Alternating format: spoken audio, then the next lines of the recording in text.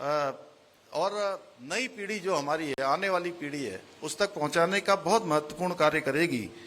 भाइयों बहनों, मैं फिर कहना चाहता हूं कि आदरणीय नरेंद्र सिंह नेगी जी केवल एक लोक कलाकार नहीं है, बल्कि देवभूमि के ऐसे महान सपूत हैं जिन्होंने उत्तराखंड के जन जन के हृदय को छूने का काम किया है।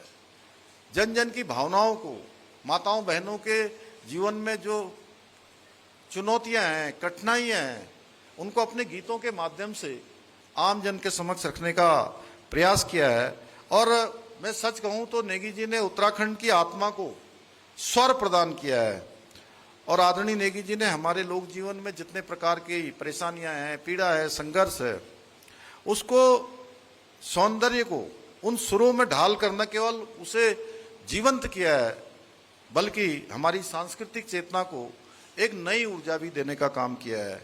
आपने, चाहे वो पलायन का दर्द हो, पर्यावरण की चिंता हो, विशेष रूप से जो हमारे यहाँ की मातृशक्ति का संघर्ष है, और उस पर बहुत मार्मिक गीत रचे हैं।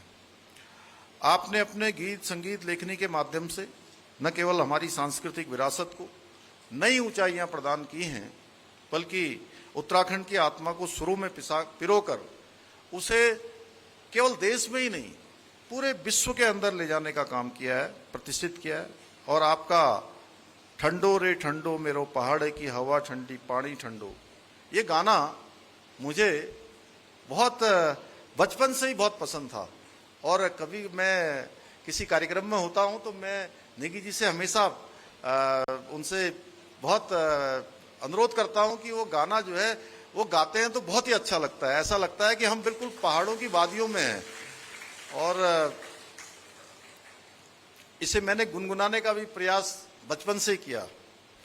भाइयों बहनों, उत्तराखंड सहित हमारे सभी हिमालय राज्य, यहाँ की जो लोक संस्कृति है वो अपने आप में बहुत विशिष्ट है। हमारे यहाँ के चाहे जागरण हो, बेड़ा हो, मांगल हो, खुदेड़, चौपाटी सहित अनेक तरह के पारंपरिक गीत, ये हमारी जीवन शैली और हमारी भावनाओं के प्रतिबिंब हैं जो इनके माध्यम से दिखाई देते हैं। वहीं ढोल, दमाऊं, हुड़का, मसक, तुर्री, भंकोरा जैसे हमारे वाद्य यंत्र इन गीतों को और जीवंत बनाने का काम करते हैं, हमारे जीवन में रस डालने का काम करते हैं। आजकल के हमारे बहुत सारे युवा अपना म्यूजिकल बैंड बनाकर उत्तराखंड के लोकगीतों को नए कलेवर के साथ, नए संगीत के साथ नई पहचान देने का काम कर रहे हैं। और ये देखकर मुझे बहुत खुशी होती है कि वो आज जो समय बदल रहा है उसके अनुरूप भी लोगों को जो है यहाँ के गीत संगीत को नए तरीके से परोसने का काम, नए तरीके से नए कलेवर में ले जाने का काम कर रहे हैं।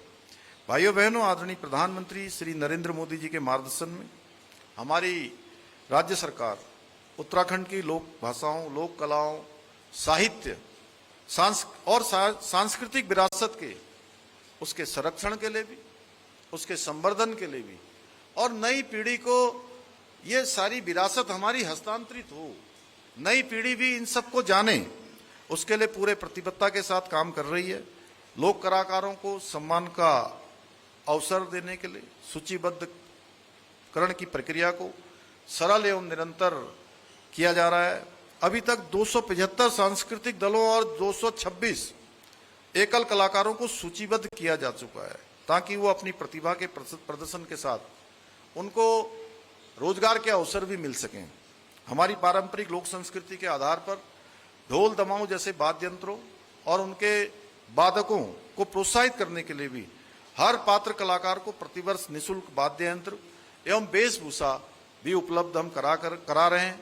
साथ ही हमने लोक कला के लिए जीवन समर्पित करने वाले जो हमारे वृद्ध एवं आर्थिक रूप से कमजोर कलाकारों को, साहित्यकारों को और लेखकों को मानसिक पेंशन 3,000 रुपये से बढ़ाकर 6,000 रुपये करने का काम भी हमने किया है। वर्तमान में 180 कलाकार इस योजना से लाभ ले रहे हैं। हमारी गुरु शिष्य परंपरा को जीवित रखने के लिए लोक कलाकारों के माध्यम से 6 माह की प्रशिक्षण कार्यशालाएं भी आयोजित की जा रही हैं, जिससे हमारी युवा पीढ़ी अपने लोक कलाकारों, परंपराओं को सीखे और उसे आगे बढ़ाने का काम भी करे।